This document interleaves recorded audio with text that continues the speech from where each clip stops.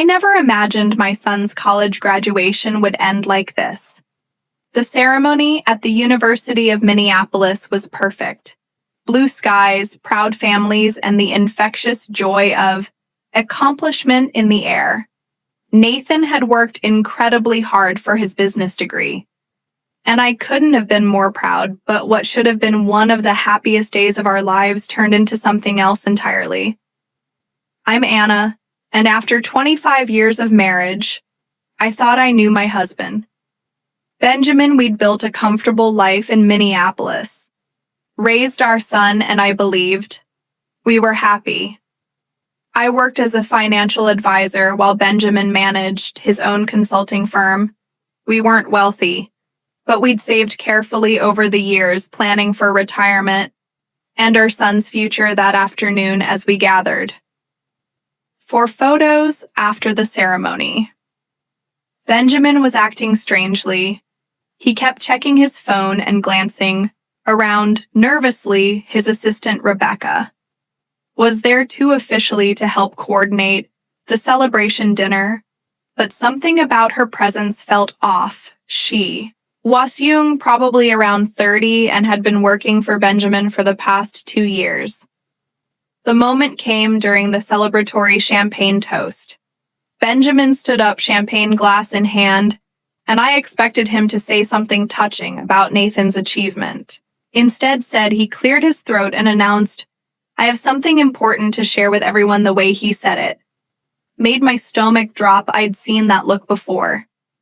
In my line of work, I'd watched countless people try to hide their nervousness before making life-altering decisions. "I'm leaving," he continued, his voice steady but cold. "Rebecca and I are in love, and we're starting a new life together. I've already transferred our savings to ensure our fresh start." The silence that followed was deafening. Nathan's face went pale, and our guests shifted uncomfortably in their seats. Rebecca stood there with a triumphant smile, her hand resting possessively on Benjamin's arm.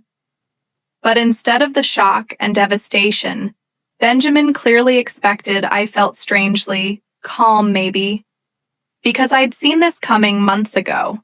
Maybe because I'd already prepared for exactly this moment. I reached for my purse, feeling the weight of the envelope inside 3 months earlier. I'd noticed the first red flag when reviewing our joint accounts, a series of unusual transfers and expensive hotel charges. As a financial advisor, I'm trained to spot irregularities, and this weren't just random splurges. They followed a pattern. The charges always appeared on days when Benjamin claimed to be working late. Minneapolis isn't that big of a city, and the same hotel name kept showing up: the Marquette downtown, just 2 blocks from his office, always on Wednesday nights. Always. The same suite. I didn't confront him immediately. Instead, I started digging, deeper, working with numbers for 20 years had taught me patience and precision. It tracked every transaction, every receipt, every suspicious movement in our accounts. The evidence mounted steadily: dinner reservations for 2 at expensive restaurants, jewelry purchases, from Tiffany's and first-class plane tickets to Caribbean Asian I'd never heard about. Then came the offshore account transfers. Benjamin thought he was being clever, hiding money in a Cayman Islands account. But he'd forgotten one crucial detail I'd handled: our taxes for the past 15 years. I knew every legitimate account, every investment, every penny we'd saved. Together, these new transactions stuck out like neon signs. The final confirmation came from my friend Lorraine, HR at Benjamin's firm. She'd called me, voice hesitant, own afternoon in March. "Anna, I think there's something you should know." She said, "Rebecca just filed for a transfer to your husband's news satellite office in Bermuda." That was when I knew Benjamin wasn't just having an affair, he was planning an escape. The pieces fell into place: the hidden money, the secret accounts, the planned announcement he'd chosen. Nathan's graduation, deliberately thinking the public setting would prevent a scene.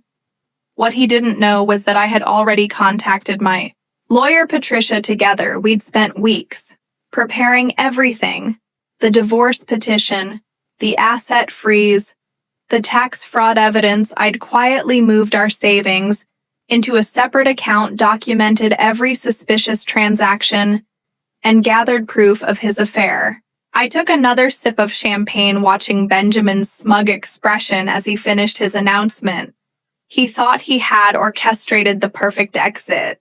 He had no idea that I was about to reveal my own, carefully planned surprise after Benjamin's announcement.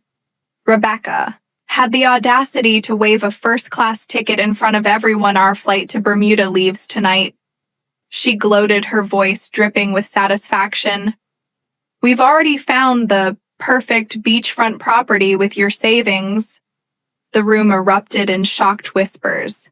I could see Nathan's hands trembling with anger, his graduation cap still perched on his head. Our friends and family shifted uncomfortably in their seats, unsure whether to leave or stay for what promised to be an explosive confrontation. Benjamin turned. To me, his expression a mixture of triumph and pity. I've left you enough for a few months' expenses, he said, magnanimously. I think that's more than fair, considering what? I interrupted, my voice steady. Considering that I helped build your consulting firm from scratch, that I managed our finances while you focused on your career, or considering that I've known about your plan for months? His smile faltered slightly. Rebecca's hand tightened on his arm. What do you mean you've known? She demanded, her confident facade cracking just a bit. I reached into my purse and pulled out the thick manila envelope I'd prepared. You know, Benjamin, for someone who prides himself on attention to detail, you really should have been more careful with your email password, the one you've used for 20 years. Nathan's birthday? Not very original. The color began to drain from his face. I could see him mentally calculating, trying to remember what emails might be in that envelope. Your plan was clever. I'll give you that. I continued, standing up to face him directly, setting up the Bermuda account, planning this announcement for Nathan's graduation, where you thought I wouldn't make a scene, but you forgot something crucial about me. And what's that? He managed to ask, his voice slightly hoarse. I don't just manage our family's finances. I do this for a living. Did you really think I wouldn't notice the transfers, the hotel charges, the secret account in the Cayman? I smiled, enjoying the way his eyes widened with each revelation. Or maybe you thought Laura and HR wouldn't tell me about Rebecca's transfer request to your new Bermuda office. Benjamin's hands were shaking now. Rebecca had taken a step back, her triumphant smile replaced by uncertainty. Here, I said, holding out the envelope, before you leave for your new life, you might want to look at this. Consider it my graduation gift to you. Both. As Benjamin took the envelope with trembling fingers, I savored the moment. Everything I'd discovered, everything I'd prepared was about to come to light, and the best part, he had no idea what was coming next. Benjamin's hands trembled as he opened the envelope. I watched with quiet satisfaction as he pulled out the stack of papers, his eyes widening as he scanned the first page. The divorce petition, already filed and stamped, seemed to mock his carefully laid plans. What the hell is this?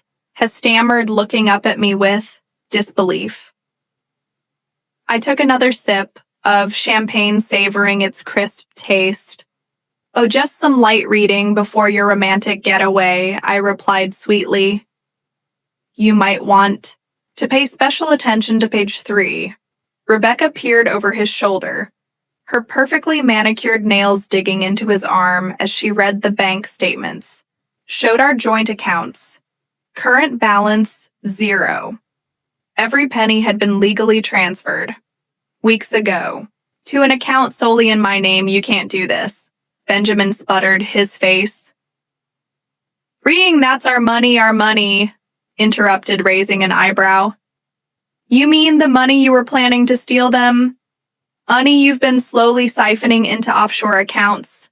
I gestured to the next set of documents, speaking of which the IRS is very interested in your creative accounting methods. The color drained from his face as he flipped through the papers, hotel receipts, restaurant bills, email printouts detailing his affair, with Rebecca including their plans for this very announcement. Each page was another nail in the coffin of his escape plan. Nathan stood beside me. Now his graduation gown rustling as he moved closer. Dad, he said, his voice thick with emotion. You were really going to do this today of all days? Benjamin couldn't meet our son's eyes. Instead, he frantically shuffled through the remaining papers until he reached the court order freezing his assets. His hands shook sobbedly. He nearly dropped it. Everything's frozen. I explained calmly, your personal accounts, your business accounts, even that lovely little nest egg you thought you'd hidden in the Cayman. My lawyer is quite thorough. Rebecca's triumphant smile had completely vanished. Babe, what's happening? What does she mean everything's frozen? I turned to her with mock sympathy. It means, dear, that your sugar daddy is officially broke. Well, not broke, exactly, just unable to access any of his money. I hope you kept your return ticket because it looks like that beachfront property in Bermuda might have to wait. The gathered guests watched in stunned silence. My friend Laura, who had helped expose their plan, tried unsuccessfully to hide a smile behind her hand. Benjamin's younger brother, Thomas, shook his head in disgust while his wife, Catherine, whispered, Good for you, Anna. You've ruined everything, Benjamin. Hissed, his facade of control completely shattered. I stepped closer, lowering my voice. Soonly he could hear no. You ruined everything the moment you decided to betray our family. I'm just making sure you face the consequences of your choices. The stack of papers slipped from his grasp, scattering across the floor like fallen leaves. Rebecca scrambled to pick them up, her face flushed with humiliation as she realized their perfect plan was unraveling in front of everyone. Benjamin's composure crumbled as he reached the final document, a formal letter from his company's board of directors. His hands gripped the paper so tightly, it crumpled at the edges. The letter detailed an immediate investigation into his relationship, with Rebecca citing potential abuse of power and misuse of company resources. You went to the board?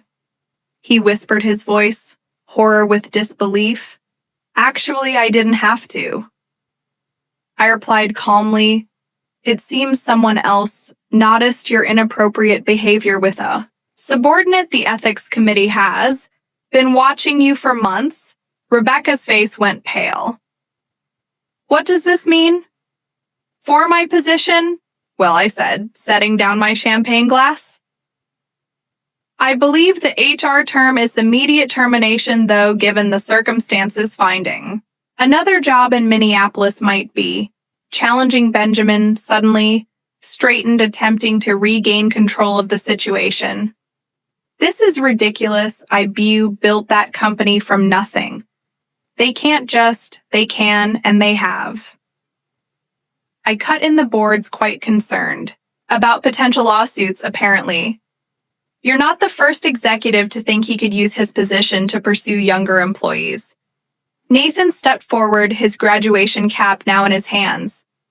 I can't believe you did this, Dad, to Mom, to our family, to everything we've built. Son, you don't understand, Benjamin pleaded, reaching for Nathan's arm. Sometimes marriages just don't. Nathan jerked away from his touch. Don't try to justify this. You were going to steal Mom's savings and run away with your assistant on my graduation day. I understand perfectly. Rebecca, now gathering her composure, attempted to salvage what she could. Benjamin, they can't prove anything about us. We can fight this. I laughed, the sound as sharp and clear in the tense atmosphere. The email thread where you both planned this entire scheme, including today's announcement. the hotel receipts, the witness statements from your coworkers. I think they can prove quite a bit. Several of our guests had quietly slipped away, but many remained watching the scene unfold with a mixture of shock and fascination. Benjamin's brother Thomas approached, placing a supportive hand on Nathan's shoulder. "How long?" Thomas asked, his voice heavy with disappointment. "How long have you been planning to abandon your family?" Benjamin's silence was damning. Rebecca answered instead, her voice shrill with defensive anger. "We've been in love for 18 months. We shouldn't have to hide it." 18 months. I mused, tapping my chin thoughtfully. Interesting, that's exactly how long I've been documenting everything. Every transaction, every meeting, every little lie. I had a feeling it might come in handy. Someday the weight of realization crashed over Benjamin's face while he'd been meticulously planning his escape. I'd been 2 steps ahead, quietly building an ironclad case against him, his perfect plan. His dreams of a new life with his young assistant, his carefully hidden money, all of it was slipping through his fingers like. And Benjamin made one last desperate attempt to salvage his crumbling world. "Anna, be reasonable," he said, lowering his voice to the persuasive tone he'd used so often in business negotiations. "We can work something out, split everything 50-50, keep this civil 50-50. I echoed, genuine amusement in my voice. "Of what exactly?" "The money you tried to hide, the company that's about to terminate you. Or perhaps you mean the house that's solely in my name." His head snapped up. "What do you mean?" "So in your name. Remember last month when you were too busy to attend the mortgage refinancing meeting you just signed? The papers I brought home." I smiled, watching comprehension dawn on his face. "You really should read documents before signing them." "Benjamin, the house has been transferred to my name. Only Rebecca," grabbed Benjamin's arm, panic rising in her voice. "What about the Bermuda property? Our deposit frozen, along with every other transaction you've made in the last 6 months." I replied, though I suspect the property developer might be interested to know the funds were obtained. Fraudulently, Benjamin's face contorted with rage. "You vindictive," by Dad. Nathan's sharp voice cut through the air. "Don't you dare finish that sentence." The remaining guests watched in stunned silence as Benjamin's carefully crafted facade finally shattered. Completely. His shoulders slumped and, for the first time, he looked his age. "I've worked with your lawyer, Patricia," I continued calmly. "She's prepared a fairly generous settlement offer considering the circumstances. You can sign it now, or we can let the judge decide after reviewing all this. Evidence, your choice."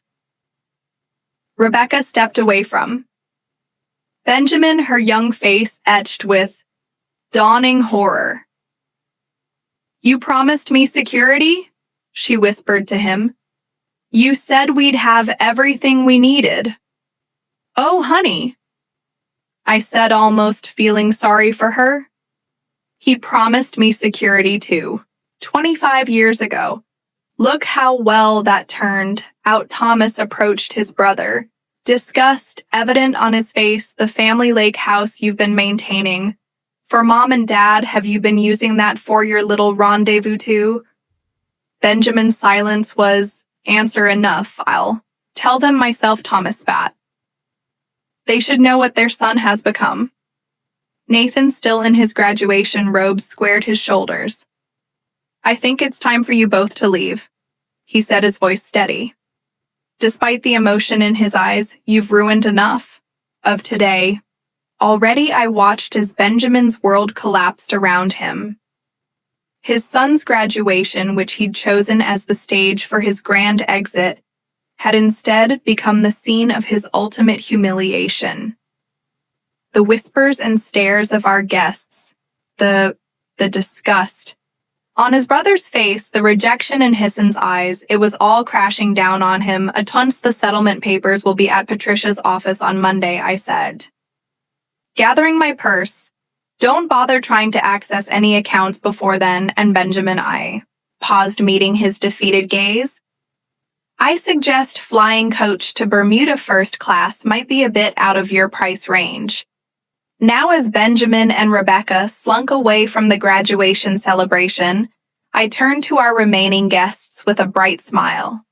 Well, now that the unexpected entertainment is over, shall we properly celebrate Nathan's achievement? Laura rushed forward to Hume Anna. That was absolutely brilliant, she whispered. I've never seen Benjamin speechless before. Nathan wrapped an arm around my shoulders. Mom, I can't believe you've been planning this for months. Without letting on, how did you stay so calm? Years of handling other people's finances taught me patience. I replied, squeezing his hand and watching your father's schemes fall apart was worth every second of.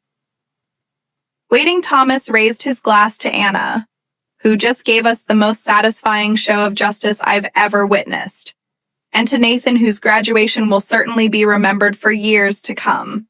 The remaining guests laughed and clinked their glasses. The tension in the room dissolved into a celebratory atmosphere as everyone gathered around to congratulate Nathan properly. Catherine, Thomas's wife, pulled me aside that letter from the board.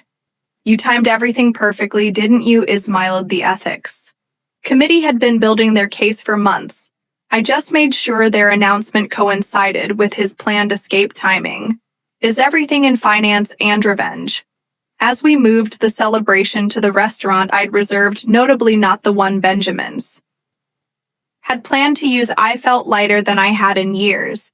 The weight of Benjamin's betrayal and deception had been replaced by a sense of triumph and freedom. Nathan leaned over and whispered, "Best graduation gift ever, Mom."